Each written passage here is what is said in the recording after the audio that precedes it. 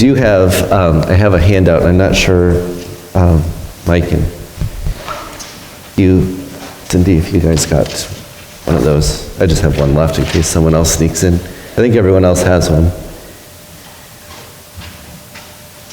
All right. Yeah, just in case someone comes in, maybe we can hand it off.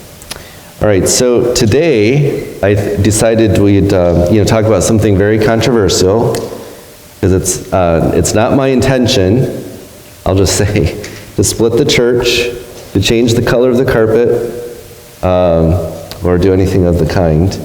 But the book of Proverbs does have a few things to say about alcohol.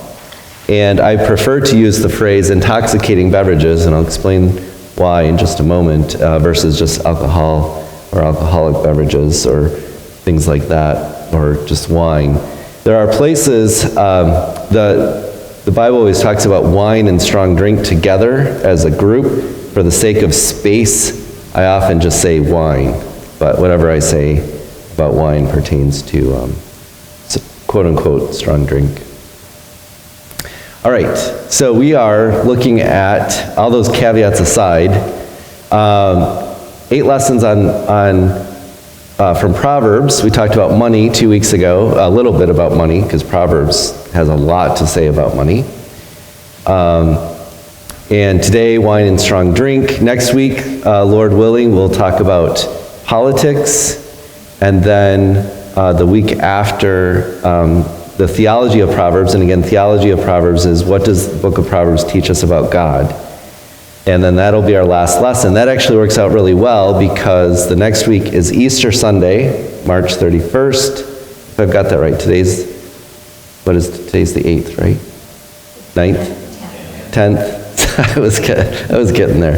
Today's the 10th, so 17th, 24th would be lesson 8. 31st is Sunday morning, and we won't have Sunday school on that day.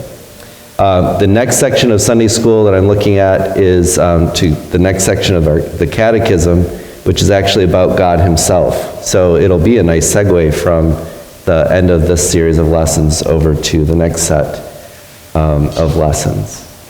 And I didn't make enough copies of our handout today. But that's okay. That's a good problem to have. All right, so by way of review, we were talking about wisdom teaching, and wisdom teaching assumes that there's an all-pervading plan and order for the universe, because God created it that way, which man must follow and live according to live with skill. So God has created the world to work a certain way, and as long as we live in accordance with that, we will have wisdom. And if we try to live contrary to that, we will run into difficulties. So we defined wisdom as skill in godly living. So a person who is wise has a skill in godly living. And we mentioned that the word wisdom in the Bible, especially in the Old Testament, refers to an actual ability to do something, like woodworking, like fishing, like working with metals, those types of things. Those people are wise in those things. We want to be wise in godly living. And wisdom is making the right choice. So remember way back in Proverbs 1, in the very first few verses, which we read this morning in the morning worship, the purpose of the book of Proverbs is to know wisdom and instruction and to understand words of insight. It's discernment. We are faced with choices, and wisdom is knowing what choice to make when we're given that choice. So what is the right choice? Now, as I mentioned before, sometimes that's the difference between good and bad, and sometimes it's the difference between better and best. But that's the discernment we're trying to have, and distinguishing between two things. All right, I should also say that my goal today is actually to finish a little early, and have time for questions, but we started a little bit later, so we'll see if we meet in the middle. All right. So, intoxicating beverages.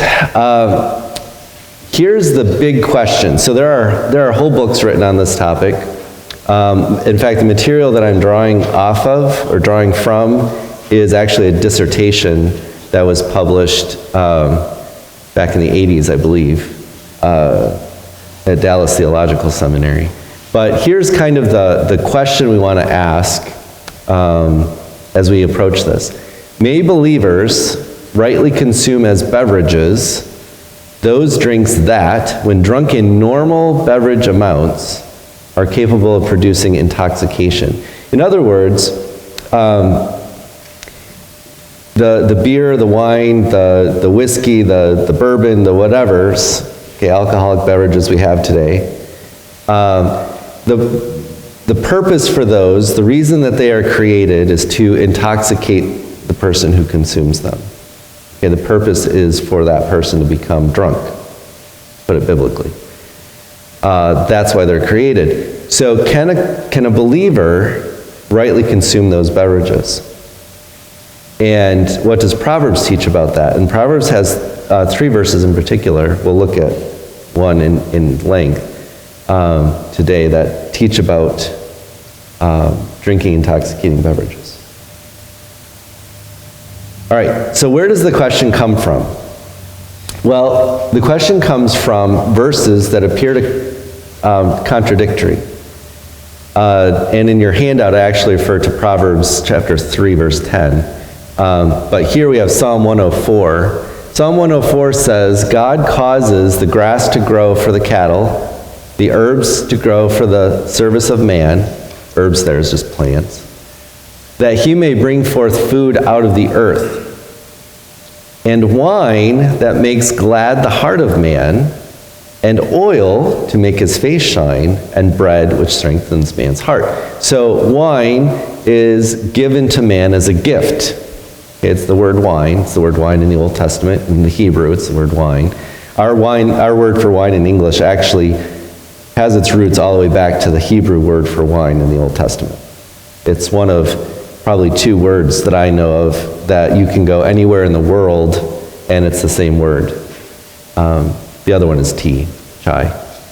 Okay, so oil to make his face shine. So I'm assuming that's to wash his face, but it might be that you eat oil and your face shines. And bread, unless you're gluten-free. Then Proverbs 20 says, wine is a mocker, strong drink is raging, and whoever is deceived thereby is not wise. And so wine here is called a mocker. So wine is a gift from God in Psalm 104, but wine is a mocker in Proverbs 20, verse 1. So how do we understand the difference? Okay, how do we understand how what wine is being used here in these two verses? And Proverbs 3, verse 10, like I said, it lists wine as a blessing of God. Okay, so there are 4 general positions on this topic. The first is prohibitionism, and I'm sorry this is a little small. Prohibitionism, or a prohibitionist, says that the Bible forbids the use of intoxicating beverages either by direct command or by principle. So when we read the scriptures, we would say that the Bible explicitly forbids the use of intoxicating beverages as beverages. So I'm not talking about alcohol as medicine. I'm not talking about alcohol as, cooking or baking. I'm not talking about alcohol as other things. And we're just talking about it as a beverage. Prohibitionism would say the Bible does actually prohibit it. This is probably the minority position, just to be fair. Abstentionism is, while the Bible does not specifically and clearly forbid the use of intoxicating beverages, wisdom and practical concerns dictate that Christians ought to abstain. So this is probably, or was, as I was growing up, the most common view. And you would usually hear something like this. Well, in the Bible, they didn't have refrigeration, they didn't have other drinks, and so you were stuck with alcoholic beverages and you didn't have a choice. Today we have a choice, and therefore you need not drink something that's alcoholic. So you would hear something like that. There are other arguments for abstentionism that are extremely strong, however, that I don't think can easily be dismissed. But we're not going to talk about that today. Moderationism, the Bible forbids drunkenness, and by the way, everybody agrees that drunkenness is a sin. Nobody says that drunkenness is okay in this discussion.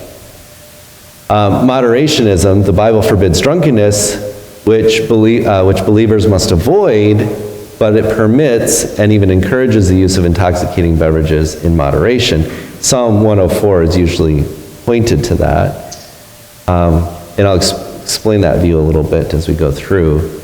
This is probably now the most common view, I would say, in evangelicalism today, especially in America. Moderationism. And then celebrationism. Celebrationism says that intoxicating drinks are a positive good to be received with thanksgiving, including their use in producing an alcoholic quote-unquote buzz that would be culturally defined as intoxicating but is biblically viewed as quote-unquote gladdening the heart, which comes from Psalm 104. And Doug Wilson from Moscow, Idaho, has a book on alcohol and the Christian, and he actually holds to this view, celebrationism, that believers are required to drink intoxicating drinks and are sinning if they do not. That's another minority view, but he would hold to that. And I have a friend who holds to that view and would say the same thing. You're sinning if you don't. And I have another friend who would say, and that buzz could be applied to marijuana use, and the same principle could apply to marijuana, and should apply to marijuana, and believers ought to partake in marijuana on the same reason. Okay, so we have, these are the four main views on this. Now, a couple definitions and a couple of assumptions to talk about as we look at these verses.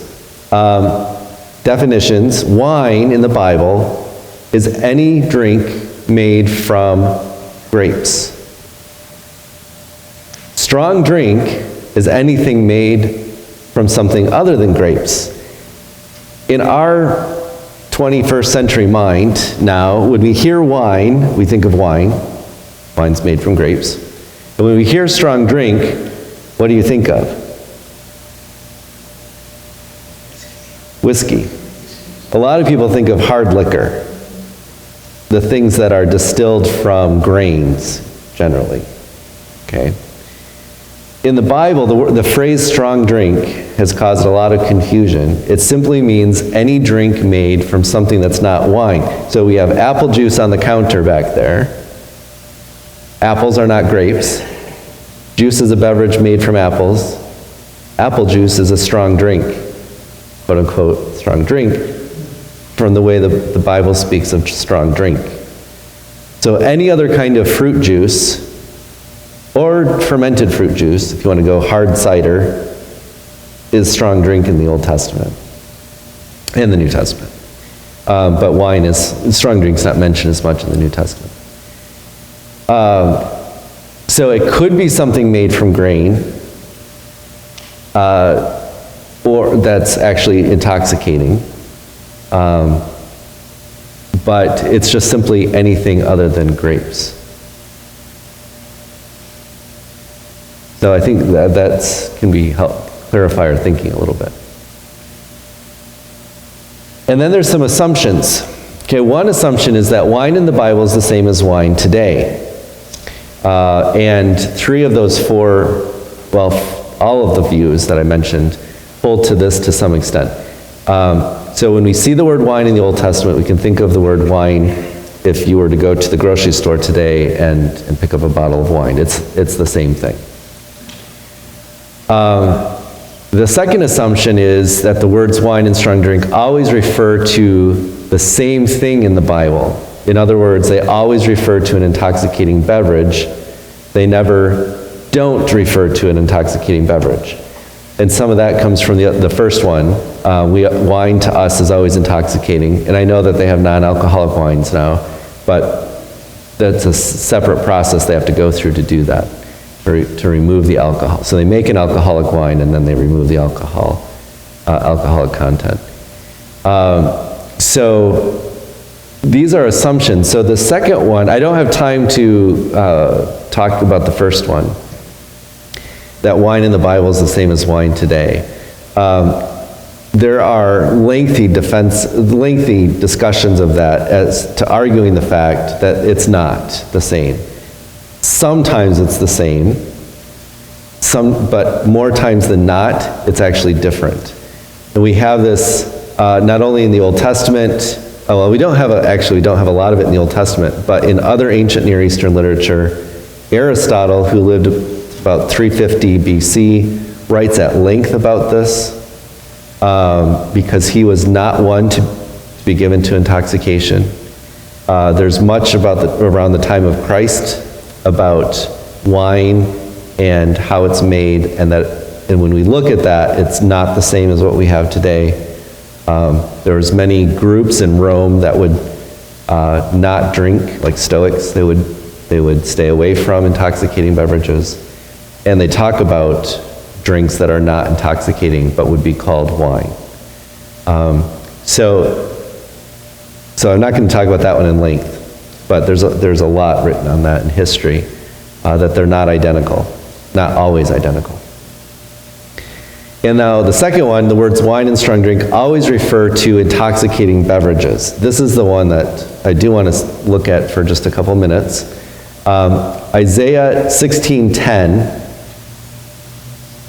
Okay, I thought I had the verses out of order. Isaiah 16:10 says, this is a prophecy, gladness is taken away and joy out of the plentiful field. So this is a passage about coming judgment, okay, on the people of Israel. And in the vineyards there shall be no singing, neither shall there be shouting, and then there's a colon there. The treaders shall tread out no wine in their presses. I have made their vintage shouting to cease. So you can imagine, and this isn't too far off from some of the process of making wine hasn't changed a lot over 3,000 years. But you harvest all the grapes. You have to press the wine, the juice out of the grape, into a vat so that you can deal with it. Okay, this is basically not changed to this day. The juice coming out, this is referring to the wine in the press. So I take a grape, I squish it, the juice bleeds out, I catch it in a cup or in a vat. Is that juice intoxicating? No. And it doesn't matter how long your grapes have sat on the vine, and people will argue, well, there's natural fermentation that's going on. Yes, but not enough to turn it into an intoxicating drink. And this is, of course, they didn't have distilleries. Now, today we have distilleries, but there's no, to speed up that process. It's just fresh grape juice. If it were intoxicating, you couldn't go to have a grapevine that you just ate the grapes off the vine. When I was a kid, we lived in a small town, but the people who built the house, it was an old house, people who had built the house put grapevines in the back. They had 2 vines. They weren't terribly long, and we never cared for them, but every couple years they would actually produce grapes. And we would go back and pick the grapes off. They weren't seedless. We would pick the grapes off, and we would eat the grape and spit the seed out in the middle of a summer day. It wasn't like cool and refreshing, but it was a grape, you know. Not intoxicating. Okay, the juice wasn't intoxicating. We weren't getting drunk on the grapes. The next verse, Isaiah 65:8. Thus says the Lord, as the new wine is found in the cluster.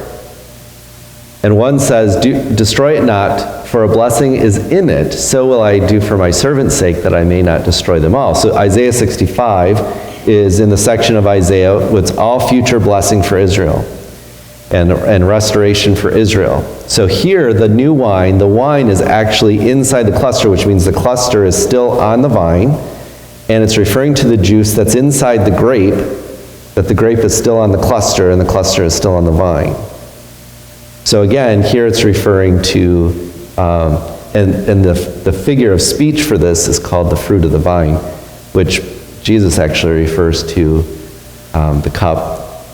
And we read this in 1 Corinthians 11. Jesus says of blessed the fruit of the vine. He blesses the cup. And maybe it's in Matthew. He says it's the fruit of the vine. I will not partake of the fruit of the vine. This is what he's referring to here, actually. The fruit of the vine. So there are times, this is just two passages. There's others that we could look at.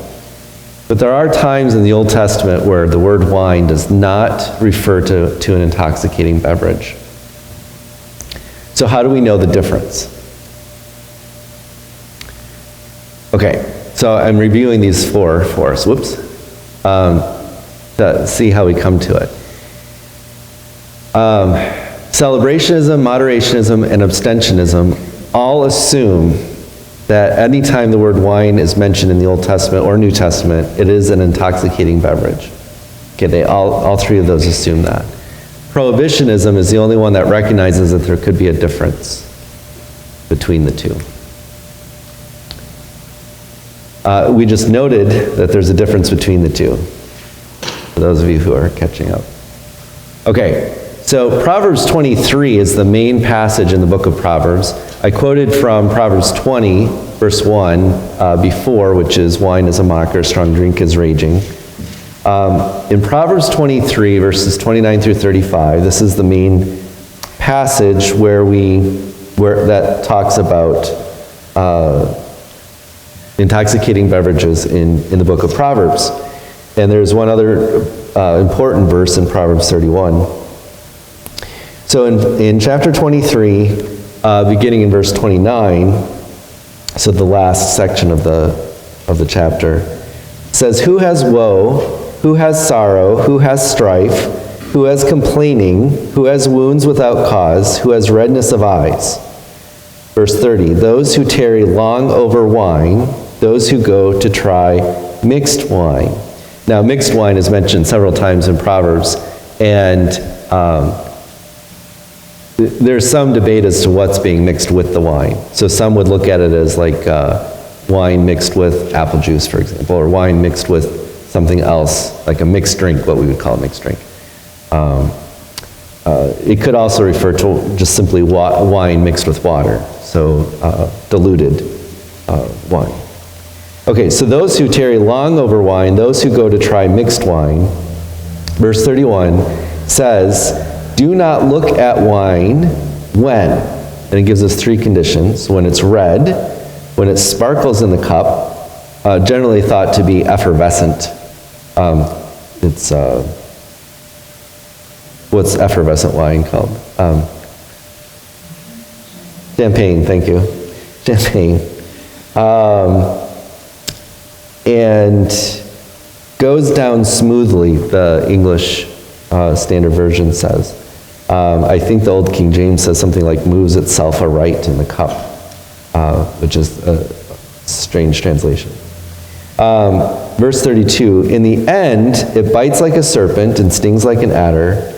Your eyes will see strange things, your heart utter perverse things. You will be like one who lies down in the midst of the sea, like one who lies on the top of the mast. They struck me," you will say, "but I was not hurt. They beat me, but I did not feel it. When shall I awake? I must have another drink." So it describes, verse 29 describes drunkenness, and verse 32 through 35 all describe drunkenness. Okay, so the passage is clearly saying what needs to be avoided here is drunkenness. And it says that there's undesirable effects of that, and it's actually set up like a condition in verse 31. Okay? The prohibition, don't even look at it, is when you recognize that the wine is red, it sparkles in the cup and goes down smoothly. So when you see it by the way it looks, I think actually the effervescing is the way it smells, and by its taste. So what's the situation? I think the situation is this. Wine can mean an intoxicating beverage or a non-intoxicating beverage. We have this happen, this has probably happened to you in your lifetime, right? We come to have communion at the table, and some well-meaning deacon or deaconess uses an old bottle of Welch's grape juice from the back of the refrigerator. Maybe they don't even notice, that might be a little fuzzy. And we're sitting in the pew and we get the little cup and we taste it and we go, whoa, that was a bit sharp. That was a bit strong. Okay. So the idea I think here is this. Someone hands you a drink. You know, you're at somebody's house. They hand you a drink and you're not sure. You might not be able to tell. But you don't know whether it's intoxicating or not. You look at it, you might not be able to tell. You smell it, you still might not be able to tell. But then you take a sip of it, and you go, oh, yeah, now I can tell. And if any of you have ever tasted, alcohol, you would know. And you say, yep, this is an alcoholic beverage. Well, then what's the prohibition? Don't even look at it. That's the prohibition. You reject it. I think this is similar to Paul's answer to, can we eat meat offered to idols? Well, you can't go to the temple and eat meat offered to idols. You can't buy meat at the marketplace that's been offered to idols. But if you're at a friend's home and they serve you meat and they tell you it's offered to idols, you're supposed to say, no, thank you. And I think this is a very similar situation. Someone offers you this drink, you're not sure whether or not it's intoxicating, you take a sip of it and you say, oh, this is intoxicating, no thank you. The prohibition is not to do it. Now, some people will say this passage is only addressing drunkards. In fact, the other three views, other than the prohibitionism, the other three views will say this is directly addressed to drunkards. Well, number one, it's actually not. It doesn't say, you drunkards. Number two, it's addressed, in other words, it's addressed to the wise man. It's addressed to the person who is supposed to have wisdom. We have to make a decision. We have to discern. That's what being wise is all about. And the discernment is given to us in the ability to discern whether or not something is intoxicating. And if it is, I'm going to refrain from it. I'm not going to partake in it. And then the other thing, which is actually an abstentionist argument, is how do you become a drunkard? There's only one way you can become a drunkard. When people give into it. When you give into it. It says in here, tarry long at the wine. Exactly. And some have pointed out that the tarry long means that the wine in this passage even might not be a strongly intoxicating wine. It might be a weaker wine that you have to drink much of in order to become intoxicated. So the point is that we all know this. You talk to any alcoholic, and how did you start? I took one drink. And then I found out I was an alcoholic. It's the only way you can never become an alcoholic, by never drinking. To begin with. One of the problems with the celebrationist view, and the moderationist view is, they think that drunkenness is a sin. How do you know how much you can drink until you're drunk? You have to become drunk to know how much you can drink in order to become drunk. You have to sin on purpose in order to know how not to sin. It's another abstentionist argument, but I think those are extremely strong arguments. But I do think they are founded here in Proverbs 23. The other verse is in Proverbs 31 to King Lemuel's mother's words. And it says in verse 4, Proverbs 31 verse 4, "It is not for kings, O Lemuel, it is not for kings to drink wine or for rulers to take strong drink." Okay, well, is she talking about intoxicating beverages or non-intoxicating beverages? Well, what's the result? What happens if I do this? Verse 5, "Lest they drink and forget what has been decreed and pervert the rights of all the afflicted." So for kings and rulers, if you drink wine and strong drink, and I would say in this verse it's intoxicating because of the result. The result is you forget what is right and you pervert justice. Well, what's the wise person supposed to be able to do? Make discernments, make judgments, distinguish between what is right and wrong. And if you drink an alcoholic beverage, you lose that ability. It's taken from you. And so I think in 31 in verse 4 that Lemuel's mother is talking about an intoxicating beverage. Now I actually think verse 6 might also be, but it has to do more with medicinal use perhaps than otherwise, than just as a beverage. So outside of the scope of today's conversation. All right, so in conclusion then, I think this is conclusion. What is the wisdom decision? When the Bible speaks positively of wine or strong drink, it is not intoxicating. And when the Bible speaks negatively of wine or strong drink, it is intoxicating. And so the Bible prohibits the use of intoxicating beverages. Okay, so I wanted to go through that kind of quickly, which I did. We have a few minutes, but I'll take questions. You have questions. We don't have Joanne here to ask questions. Daryl. How about the putting new wine in old wineskin? We don't do that. So there must be a process of making alcoholic wine when they put it in wineskins to age. Right, so in the wineskin would be, so what Daryl said, just to repeat the question, Jesus or the New Testament talks about it is actually Jesus who says it, don't put new wine in an old wineskin. So the purpose of the wineskin, it was a leather pouch for carrying it, much like, we have our mugs or our Stanleys or Yetis or whatever, Okay, so we put it in there. The new wine has had little or no fermentation. And an old wineskin is stretched out from carrying